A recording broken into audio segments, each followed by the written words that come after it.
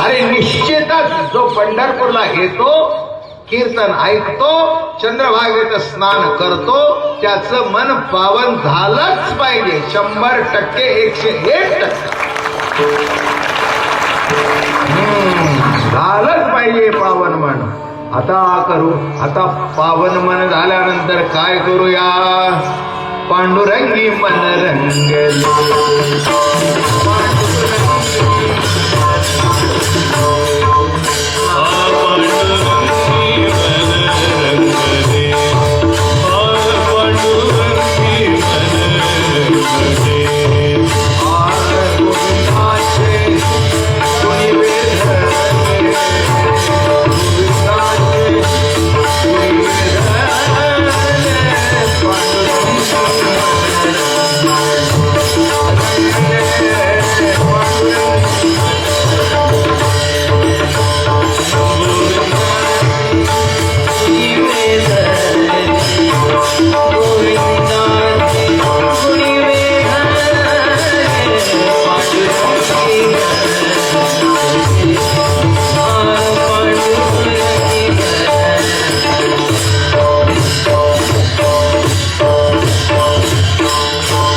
पंढरी पावन झाले माझे मन. मग पांडुरंगी मन रंगले. आता दुसरं काही करू नकोस. पांडुरंगाचं स्मरण कर. त्याचं स्मरण केल्यानंतर बाकीच्या अडचणी सगळ्या दूर होतील. चिंता करायचं काही कारण नाही. का? चिंता ते पळाली गोकुळा, चिंता ते पळाली गोकुळा,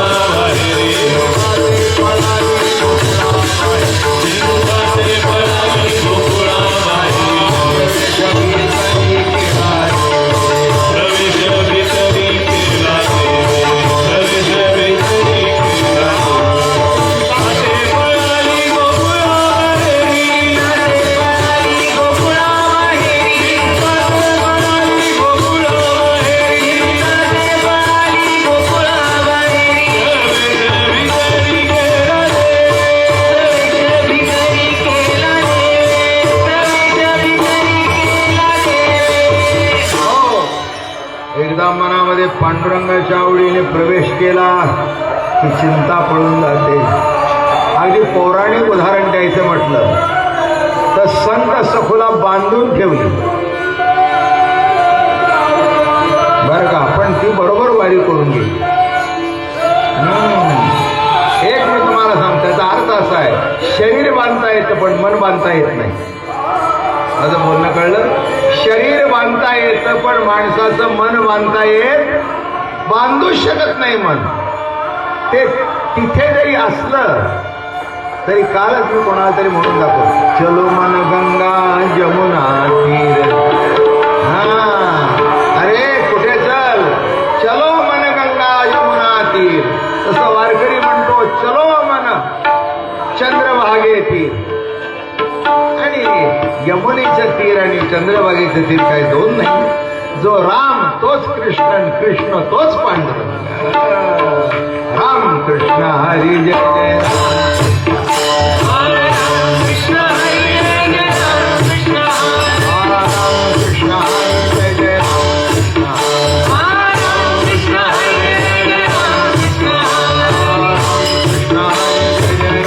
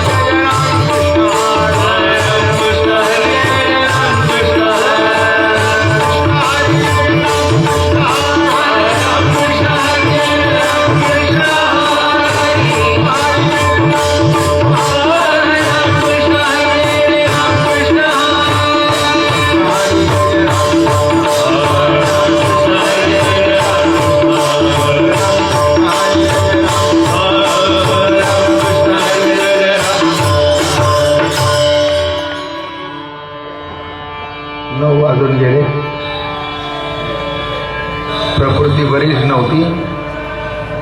काल सुद्धा कीर्तन करावं न करावं अशात होतो, पण म्हटलं नाही, नियम चुकायचा नाही. आणि इथे लागल्यानंतर काय पावर आली हो. मी तुम्हाला खरंच सांगतो, हा या महिन्यातला दुसरा अनुभव आहे. ही मंडळी साक्षीला आहेत बघा. दिवाळीला पाडव्याचं कीर्तन आणि आदल्या दिवशी 2.5 ताप राहतो. असा ओढत होतो मी, थाड थाड थाड थाड थाड थाड. मला जास्त हलता येत नव्हतं. 4 माणसांना मी आवरत नव्हतो. आणि खाली माणसं येऊन बसली सगळी नेरुळला बंगल्यामध्ये पाडव्याच्या कीर्तनाला. डोळे झाकत उघडले, झापड गेली. म्हटलं माणसं आधी म्हटलं चला उठूया. तर कशात उठताय म्हणले, 4-4 माणसं धरायला लागतायत तुम्हाला. उठलो, तोंड धुतलं, जरा स्पंजा माईसाहेब आईसाहेबनी जरा भगवती सगळ्यांनी जरा नीटनेटकं केलं, सदरा घातला आणि पेलवाने लंगोट कसला की नाही छाती फुगली की. आणि तुम्हाला मी आश्चर्य सांगत नाही, ही घटली. फेटा बांधल्याबरोबर कुणालाही घेतलं नाही, तार तार चालत जाऊन 2-2.5 तास कीर्तन केली. म्हणजे कोणाची शक्ती आहे. एक लक्षात ठेवा, नेम करावा हा पण संकल्प करावा, पण तो नेम शेवटला नेण्याचा आशीर्वाद पांडुरंगाचा असावा. हा, नेम करावा पण तो नेम टिकेल असं नव्हे. तो टिकण्याकरता. आणि काल सुद्धा तेच उदाहरण होतं. मी भगवतीला म्हटलं, काल ते येणार होते म्हणून देव म्हणले यांचा उद्धार व्हायचा आहे. जास्त सगळ्यांना करू दे की वारकरी कीर्तन असं नाही. आणि वारकरी असा नेबळा बेबळा नाही आहे. हा, वारकरी कशा आहे, वीर वारीकर पंढरीचे, लाडके डिंगर पंढरी रायाचे, कळू दे सगळ्यांना. म्हणून आजचं कीर्तन आवाज बसला होता सुरुवातीला ऐकणं. आता कसं आहे,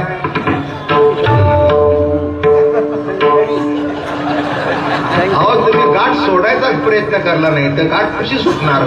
तसं गायलंच नाही तर अभंग गळा कसा सुटणार. शब्द कसा आहे, गाठ सुटली, गळा सुटला. गाऊ लागा, भजन करू लागा, जीवनाच्या गाठी सुटतील. संदेहाच्या सुटल्या गाठी,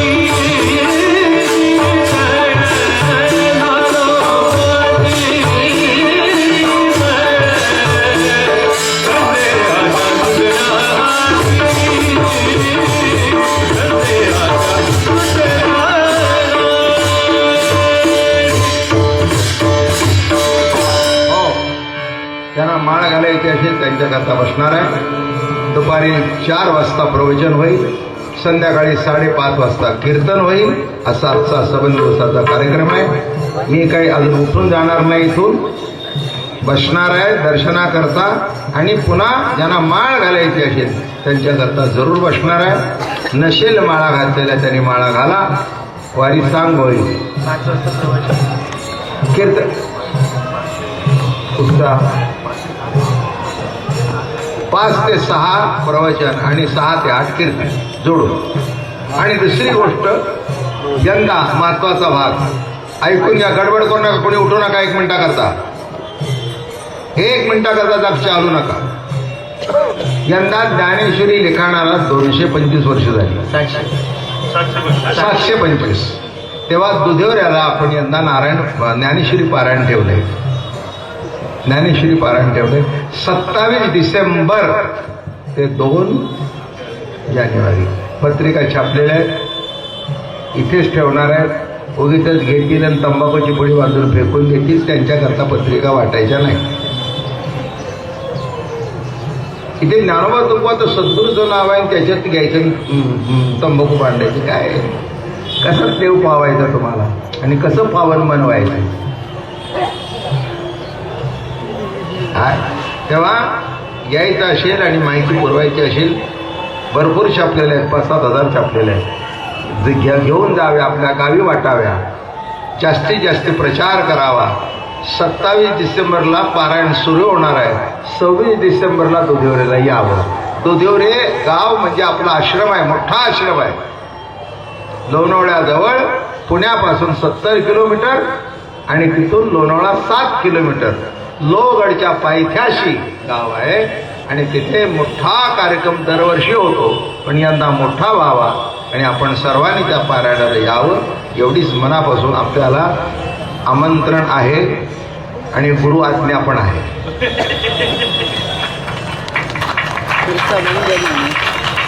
कसं का होईना आम्हाला वाटतं गंगेत गेलं ना, नाही विनंती पडली तर उगीच आमची गुरुगुरु जोडायची. गुरु अहो मानला तर गुरु, नाही तर काय, मानला तर देव, नाही तर कसं. एवढ्या वर्ष करून का मला कळत नाही. गुरु सुद्धा मानला तर गुरु, नाही मानला तर आम्ही नाही मानत. नको मानू, नको मानू. नवऱ्याला मानला नाही तरी राहावंच लागतं. माझं का तसं आहे.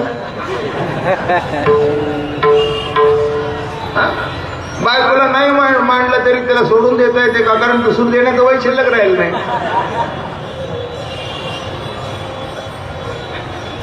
तेव्हा तसं काही माझा प्रश्न नाही. मानलं तर ठीक आहे, न मानलं तरी ठीक आहे. इथली जागा रिकामी नाही. माझं बोलणं कळलं का. इथली जागा, कारण ही जागा दादा महाराजांची आहे. जो येतो त्याला जागा करून पाठवतो आणि यायचा बंद झाला तरी तळमळीत जीव सुटतो की आपण चुकलो. हे नीट लक्षात ठेवा. हे मी माझ्या डोळ्याने अनुभव बघितलेले आहेत. माणसं काहीतरी कुणाचं ऐकून आणि काहीतरी डोक्यात फाड घेतात. बायको वाटली तरी पुन्हा तिला जातात. काय काय मग संताकडे जाताना एवढा विचार का करावा. भाऊ भांडला तर त्याच्याकडे जातो, बाप भांडला तर त्याच्याकडे जातो, हाक मारले तर जातो. संताकडे एवढा आडी मनामध्ये ठेवायची गरज नाही. एक लक्षात ठेवा, सर्व जीवनाच्या संध्याच्या गाठी संताजवळ सुटणार आहेत. ते जर पाय सुटले तर आता काहीच राहिलं. मग काय साजूक तू माऊलीच्या घरचं जेवण.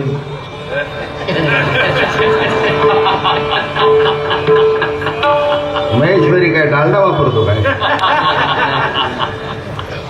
साधू तुपाचा लाडू बिडू केला, पण वहिनी हुशार होती. त्यांनी सांगितले बुंदीचे, त्यांनी केले चुरम्याचे. फार चांगली बायको करते चुरम्याचे. सगळ्या दिंडीला जेवण घाला चुरम्याच्या लाडू. अरे माणूसच तसा आहे, होच म्हणणार. त्यात काय खरंच आहे. वारकऱ्याच्या तोंडात घास जाण्यापेक्षा आणखी काय महत्वाचं आहे. काय सांगितलं होता बुंदीचा, डोळे बांधलेले होते, घातला चुरम्याचा. ते म्हणले काही करे,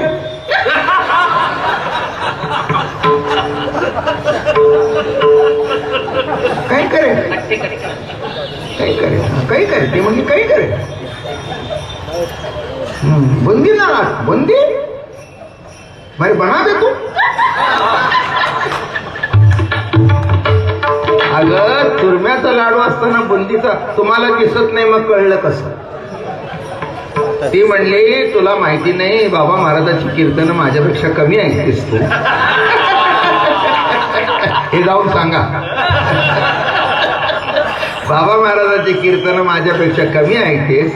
पण बाबा महाराज म्हणाले की जिभेला सुद्धा डोळे असतात. तो लाडू ठेवल्याबरोबर आतल्या डोळ्यांनी सांगितलं हा चुरमा नाही, हा बुंदी नाही, हा चुरमा आहे. माझं गंमत बघा. अहो किती रुची याच्यामध्ये भरलेल्या आहेत. तिखट कळतं, आंबट कळतं, खारट कळतं, जास्ती झालं कळतं, कमी झालं कळतं, चांगलं झालं कळतं, वाईट झालं कळतं, शिवी द्यायचं कळतं. अहो अहो काय कळत नाही, काय कळत नाही. अहो किती किती किती याच्यामध्ये भरलेलं आहे. हे नुसतं जीवेचा विचार केला तर पांडुरंगाचं दर्शन होईल. म्हणून महाराज म्हणाले जीवेला सुद्धा त्याचा विचार करता येत नाही. म्हणून धनी न पुरे गुण गाता रूप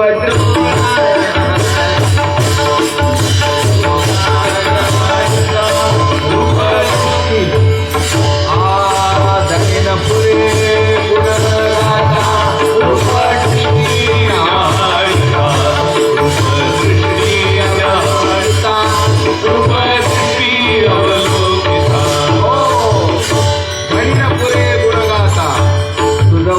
करताना धणी सुद्धा पुरत नाही. किती वर्णन करावं, किती वर्णन करावं, उमाणी सुद्धा थकून जाते. माझं बोलणं कळलं का? हे बघा समुद्र आहे. एका नदीने ठरवलं समुद्राला गिळायचं. मोठी नदी होती ती गंगेसारखी. ती म्हणली ही काय साधी आहे काय, तुला गिळून टाकील. समुद्र म्हणला तू येत, तूच कुठे शिल्लक राहतेस मला गिळायला ते बघ. तू शिल्लकच कुठे राहतेस ते बघ मला गिळायला.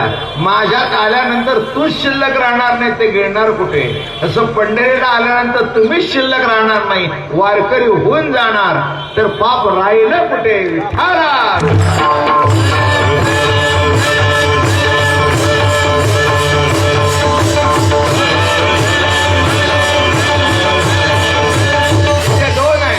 पांडुरंगाच्या दर्शनी दिगंतरी आणि दुसरं पाप ताप दैन्य जाय उठाव. पाप ताप दैन्य जाय उठाव. पाप ताप दैन्य जाय उठाव. पाप ताप दैन्य जाय उठाव.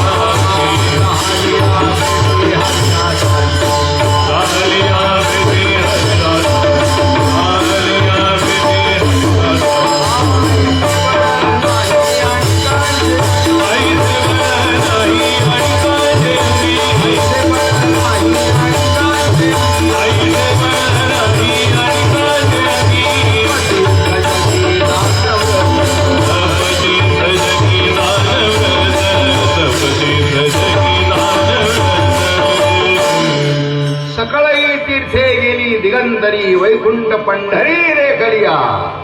वैकुंठ पंढरी देखलेला पाप केलं आणि इथे संतांचं दर्शन झाल्यानंतर पाप शिल्लक राहत नाही. म्हणून पंढरीच्या आल्यानंतर पापाचा विचार करू नये. पुढचं सांगू का, पुण्याचा सुद्धा विचार करत नाही. एक तुम्हाला गमत सांगतो, पुण्याचा विचार करणाऱ्या माणसाच्या डोक्यात पाप येते. फक्त प्रभूशी सलगी कशी जमेल याचा विचार करावा. प्रभूचं प्रेम कसं प्राप्त होईल याचा विचार करावा. बाकी पाप पुण्याचा विचार त्यांनी करावा. भाजी चांगली कशी होईल याचा विचार बायकोनी करावा. ते सामान कुठून आणावं याचा विचार बायकोनी करू नये. चांगली कशी होईल तसं पाप पुण्याचा विचार तुम्ही करू नका, तो करील. तुम्ही फक्त प्रभूचं भजन नामस्मरण प्रेमाने करा. ते केल्यानंतर बाकीच्या गोष्टी आपोआप सहज घडतील. नवदाचं प्रेम संपादन झाल्यानंतर साडी मागायची गरज आहे का? आणि जिथे नसेल तिथे आठवण करून द्यायची. तुमच्या लक्षात आहे का परवा दिवाळी आहे. तो म्हणला परवाच चोपडी बघितली, दिवाळी निघालेला आहे.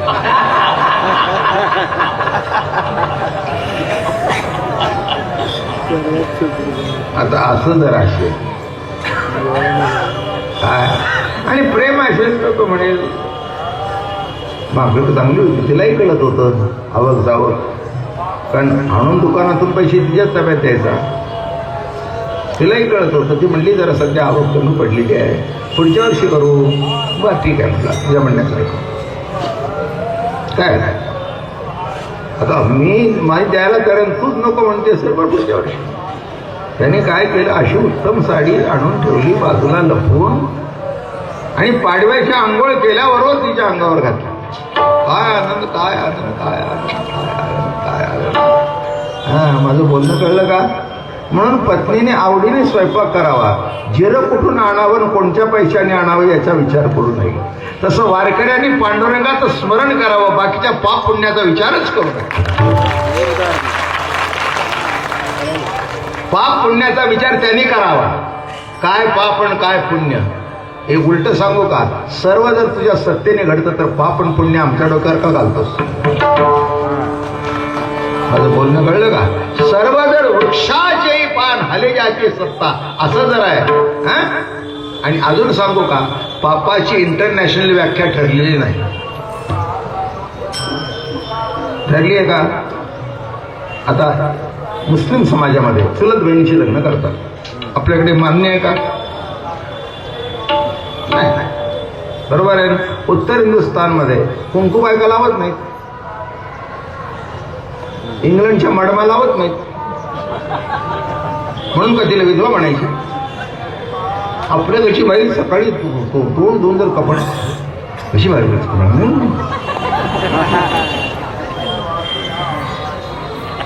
अर्थात सासू असते तर.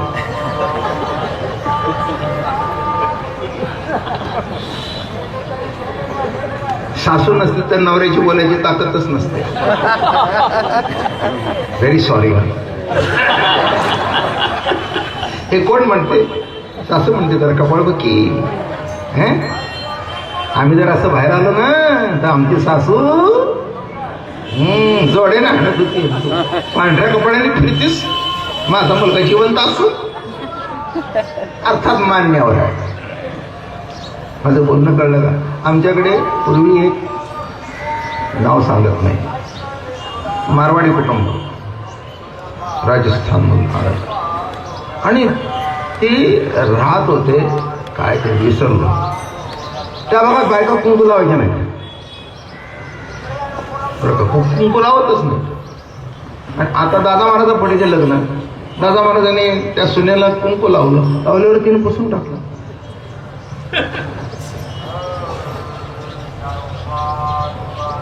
आमची आजी बघायला लागली काय, ती म्हणली आमच्याकडे आमची आईच जर लावत नाही तर मी कसं लावलं. आणि पुढचं सांगू, किती सांगू त्याने ऐकलं नाही. आयुष्यभर खूप जगली, संसार चांगला केला, पण कुंकू लावलं नाही. ती म्हणली आमच्याकडे पद्धत नाही, पण तिचा नवरा काही लवकर मेला नाही, म्हणून तुम्ही तसं करावं असं माझं म्हणणं नाही.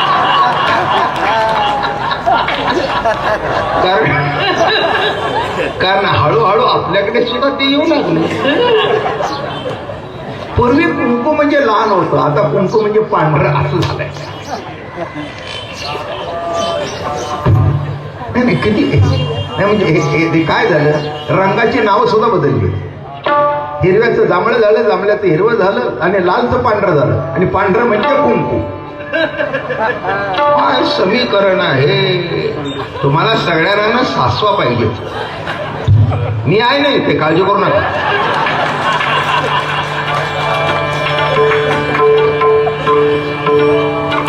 सासू नाही पण प्रेमाने शिकवणारी आई मात्र आहे. सासू नक्कीच नाही, पण तुमच्या तोंडावर हात फिरून शिकवणारी. आणि आता सासू होण्याचा सुद्धा मला अधिकार आहे, आयुष्यात आलो ना. आणि ती प्रेमळ सासू आहे.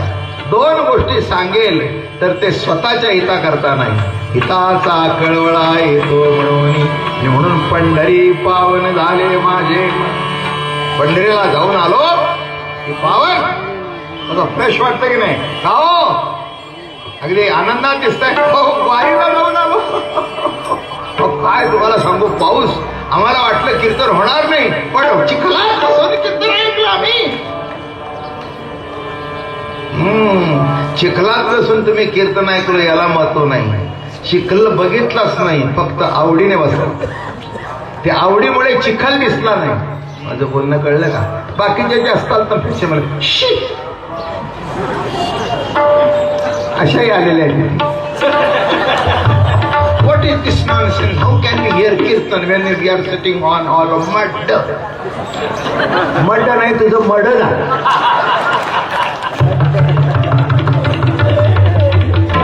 मड कसं?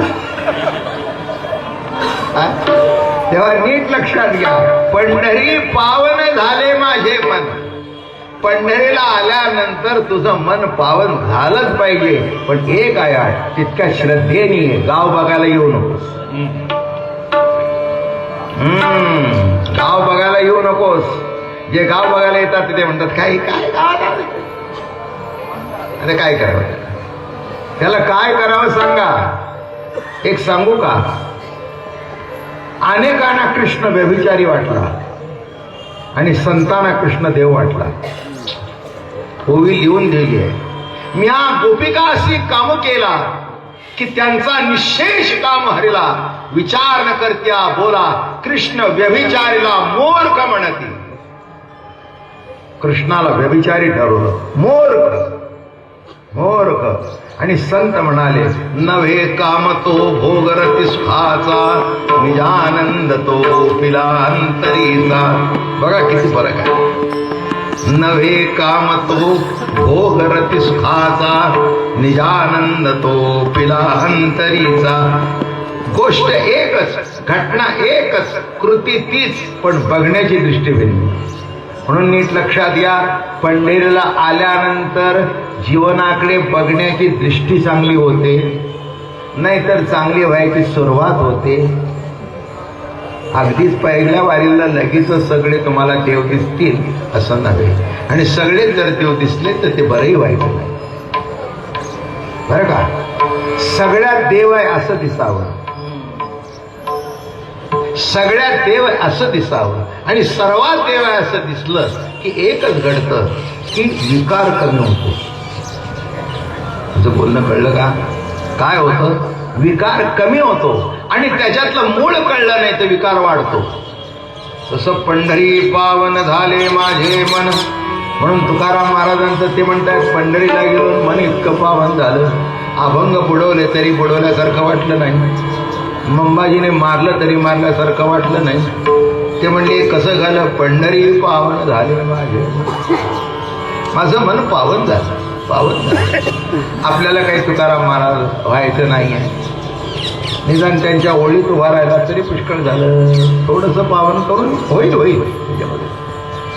तुकाराम महाराजा इतकं जरी झालं नाही तर माझी खात्री आहे, मी काल सांपर साहेबांना सांगितलं ना, काल रात्रीचे कलेक्टर साहेब म्हटलं, येताना निराळे होता, जाताना नारळ झाला. येताना सहज आला साहेबाबरोबर, पण जाताना तुमच्या मनामध्ये कुठेतरी वाटेल केव्हा तरी पुन्हा एकदा कीर्तनाला यायला पाहिजे. एवढं जरी वाटलं तरी मन पावन होण्याची सुरुवात झाली, नाही काय? बायको फार हटवादी होती, अतिशय हटवादी. त्या नवऱ्याचं ऐकायची नाही. त्याने एक सांगितलं 100 ऐकायचं. तो म्हणला, हे तुला सांगतो, दरवर्षी पंढरपूरला काय जायचं? एकदा गेलं म्हणतो बघा, ते हटवादीपणाला काय करा. तर तो म्हणला, हे बस तुझं म्हणणं मला मान्य. आणि की नाही, जरा सुपर फाईन होती, प्रवचनाला जात होती, तुम्हीच माझे देव. तुमचं दर्शन घेतलं की पांडुरंग भेटला. मौरा म्हणला, लई हुशार झाली बरं का आमची बायको, लई हुशार झाली. तो म्हणला, आता ये म्हणत नाही, ऑर्डर सांगतो, या वारीला तुला यायला काही चालेल. आणि काय तुम्हाला सांगू, येऊन बसली ते कीर्तन बघितलं, वाया वाया वाया म्हणली, एवढ्या दिवस चुकलं की माझं. म्हटलं मारायची पाळी आली तेव्हा कळलं. अहो संत काय वेड्यात का लिहायला, पंढरी पावन झाले माझे मन. नमो